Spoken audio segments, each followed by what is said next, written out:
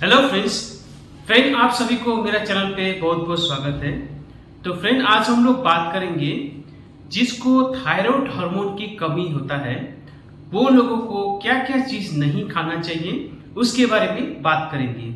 और साथ में थायराइड हार्मोन की कमी से आपको शरीर में क्या क्या लक्षण आ सकता है और गंभीर लक्षणों में से कौन कौन सा गंभीर लक्षण होता है उसके बारे में जानेंगे।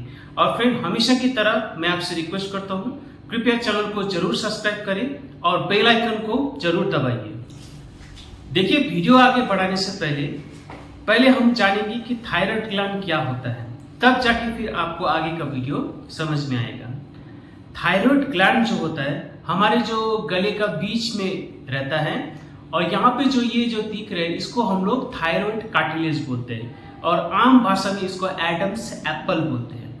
उसके ठीक नीचे थायराइड ग्लैंड होता है। थायराइड ग्लैंड दो तरीके का थायराइड हार्मोन बनाता है। पहले होता है T3, उसको हम लोग बोलते हैं ट्राइआइडोथायरोनिन। उसके बाद T4, इसको हम लोग बोलते हैं थायरोऑक्सिन। तो थायराइड हार्मोन से ये दो हार्मोन निकलता है और थायराइड ग्लैंड को ये हार्मोन निकालने में थायराइड स्टिमुलेटिंग हार्मोन मदद करता है जो कि ब्रेन के जरिए ये निकलता है। तो हमारे जो खून में ये तीन प्रमुख थायराइड हार्मोन होता है, T3, T4 और TSH, जिसका स्तर हम खून के जांच के जरिए उसको माप सकते हैं। अब देखिए, जब ये हार्मोन की कमी होता है इस स्थिति को हम लोग हाइपोथायरॉयडिज्म बोलते हैं। हाइपोथायरॉयडिज्म में T3 और T4 का जो माप अगर हम लोग हमारे खून में जांच करेंगे तो इसका स्तर काफी कम होता है सामान्य से, और TSH यानी कि थायराइड स्टिमुलेटिंग हार्मोन का स्तर काफी बढ़ जाता है। अब देखिए, थायराइड हार्मोन शरीर में करता क्या है।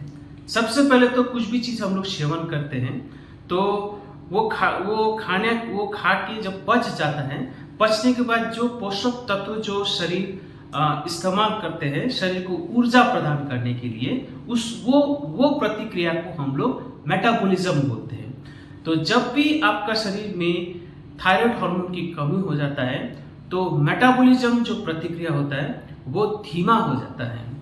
इससे क्या होता है कि जो भी खाना खाते हैं वो उसका जो पाचन प्रणाली में गड़बड़ी आ जाता है। उसके बाद जो कैलोरी कंजम्पशन वो घट जाता है। तो क्या होता है कि शरीर में चर्बी बढ़ने लगता है। तो शरीर में चर्बी जमने की वजह से आप मोटापे के शिकार हो सकते हैं, जिसको हम लोग ओबेसिटी बोलते हैं। और हमारी जो कलेजा यानी कि लीवर में भी चर्बी जमना शुरू हो जाता है, इसको हम लोग बोलते हैं फैटी लीवर। साथ साथ में थायराइड हार्मोन की कमी से आपको बालों की समस्या से आपको जूझना पड़ सकता है। उसके बाद फिर आपको स्किन प्रॉब्लम हो सकता है और साथ में खून की कमी हो सकता है, जिसको हम लोग बोलते हैं एनीमिया। उसके बाद ये सारा चीज आपका शरीर का मेटाबॉलिज्म सुस्त होने की वजह से यानी कि धीमा होने की वजह से होता है।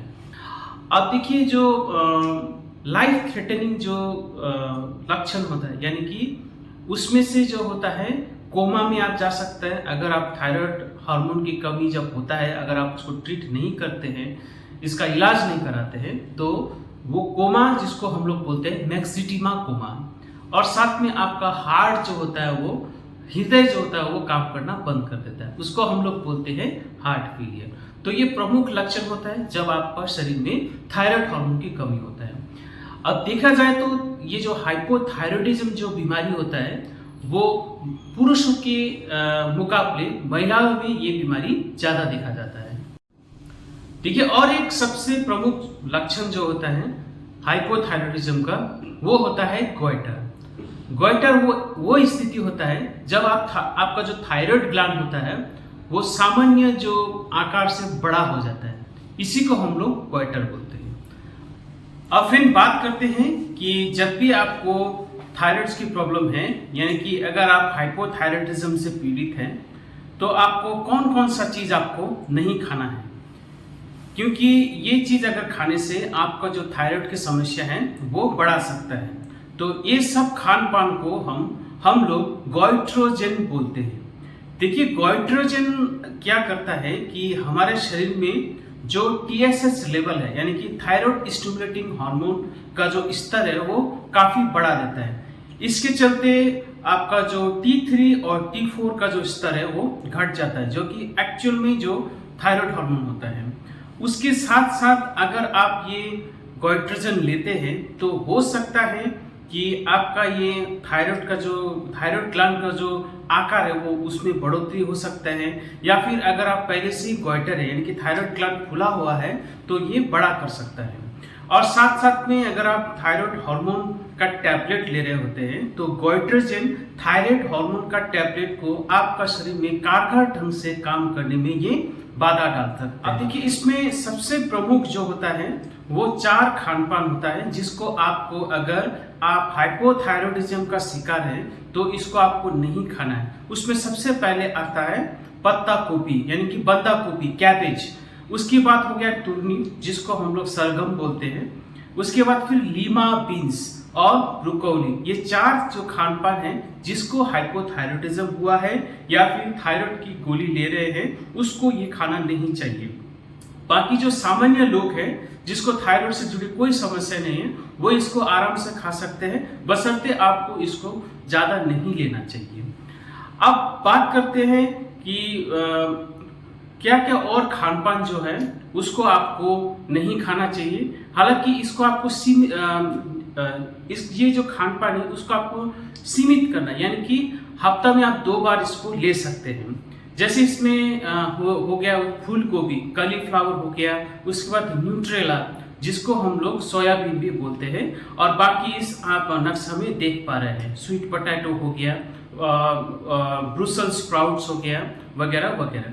तो ये जो खान-पान है, ये जो खाने का जो सामान है इसको आपको सीमित करना है, यानी कि हफ्ता में 2 बार आप इसको ले सकते हैं। बाकी जो 4 चीजें जो मैंने बताया उसको आपको बिल्कुल भी नहीं खाना है अगर आप थायराइड का ट्रीटमेंट ले रहे हैं तो। अब संक्षेप में बात करते हैं कि जो थायराइड हार्मोन का जो टैबलेट होता है उसको कैसे लेना है। देखिए बाजार में 2 तरीके का टैबलेट होता है, हार्मोन का टैबलेट होता है थायराइड हार्मोन का, जो कि सबसे प्रमुख होता है एल्ट्रोक्सिन, उसके बाद हो गया थायरोनोम। ये आपका अलग अलग डोज में मिलता है। तो शुरू में जब आप ये टैबलेट को लेना शुरू करते हैं तो शुरुआती में आपको कम डोज से आपको इसको आरंभ करना है, यानी कि कम डोज से आपको इसको लेना है। शुरू में आपको इसको ज़्यादा डोज में कभी भी ना लें। और याद रहे जब भी आप थायराइड के टैबलेट लेते हैं तो सुबह खाली पेट यानी कि ब्रेकफास्ट से पहले आपको लेना चाहिए। और कृपया ये जो दवाई होता है इसको चबाना नहीं है, वो पूरा हल्का गुनगुना पानी में आप इसको पूरी तरह से टैबलेट को निगलना है। उसके बाद 3 महीने या फिर 6 महीने के अंतराल में आपको थायराइड स्टिमुलेटिंग हार्मोन T3 और T4 जिसको पूरा मिला के हम लोग थायराइड फंक्शन टेस्ट बोलते हैं, 3 से 6 महीना के अंतराल में आपको टेस्ट कराना होता है, ताकि ये पता करें कि T3, T4 और TSH लेवल आपका दवाई लेने के बाद कितना है, उसके बाद डोज को घटाना है कि बढ़ाना है, ये सुनिश्चित करने में थायराइड फंक्शन टेस्ट हम लोग को मदद करता है। तो फ्रेंड, मैं आशा करता हूँ आपको अहम जानकारी मिला होगा। थायराइड क्या होता है, थायराइड हार्मोन क्या क्या होता है, हाइपोथायरॉयडिज्म क्या होता है, इसका क्या लक्षण होता है, अगर हाइपोथायरॉयडिज्म हुआ है तो गोइट्रोजेंस क्या है, और क्या क्या चीज़ आपको बिल्कुल नहीं खाना है, और क्या क्या चीज़ आपको खाने में आपको उसको सीमित करना है। तो आशा करता हूँ आपको ये वीडियो अच्छा लगा होगा। ऐसे वीडियो लेके हम लोग फिर आएंगे, तब तक के लिए धन्यवाद।